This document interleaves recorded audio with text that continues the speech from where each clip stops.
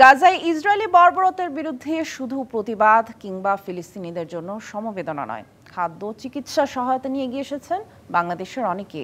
যুদ্ধাহতদের সেবা থেকে শুরু করে খাদ্য সরবরাহ করছে মাসতুল ফাউন্ডেশন, আল মারকাজুল ইসলাম সহ কয়েকটি দাতব্য সংস্থা।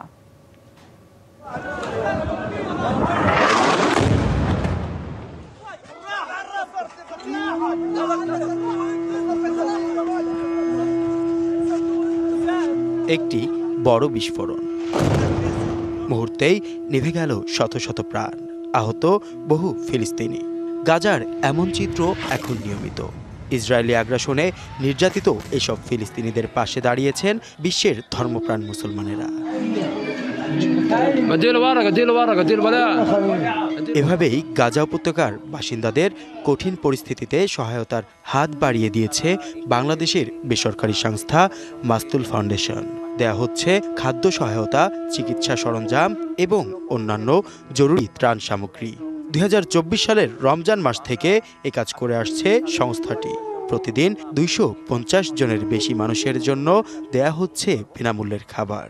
এখন যে কোনো ব্র্যান্ডের পুরাতন এসি বদলে নতুন ওয়ালটন এসিতে উপভোগ করুন 25% ছাড়। আসলে আমরা যখন খাওয়ার প্রোগ্রাম শুরু করলাম, আমরা অবাক হলাম যে সাপোজ এক প্লেট ভাতের দাম হচ্ছে প্রায় 2000 টাকা, 1 কেজি মাংসের দাম বাংলাদেশি টাকায় প্রায় 10 থেকে 15,000 টাকা। বাংলাদেশে হয়তো আমি 1 লক্ষ টাকা দিয়ে আমি হাজার হাজার মানুষ খাওয়াতে পারছি, কিন্তু ওইখানে দেখা যাচ্ছে যে আমি 500 থেকে 600 মানুষকে আমি খাওয়াতে পারছি। সেবা দিতে গিয়ে প্রাণ হারিয়েছেন মাসতুল ফাউন্ডেশনে কাজ করা ফিলিস্তিনি যুবক ওমর সহ তার পরিবারের সবাই। যুদ্ধবিরতি লঙ্ঘন করে ইসরায়েল যে আবার আগ্রাসী আক্রমণ শুরু করেছে, তাতে কিন্তু আমাদের 2 জন ভলান্টিয়ার নিহত হয়েছে।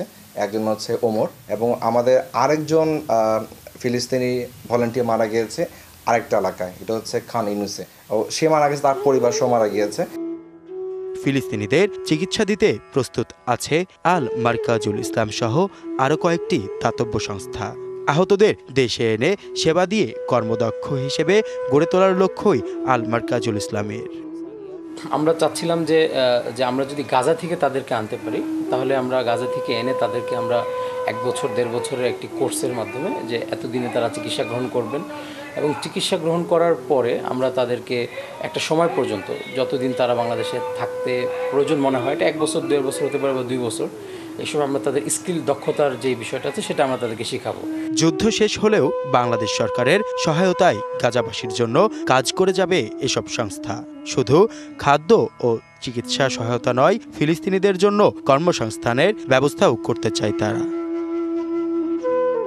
হাসিব পান্থ, ডিবিসি নিউজ, ঢাকা।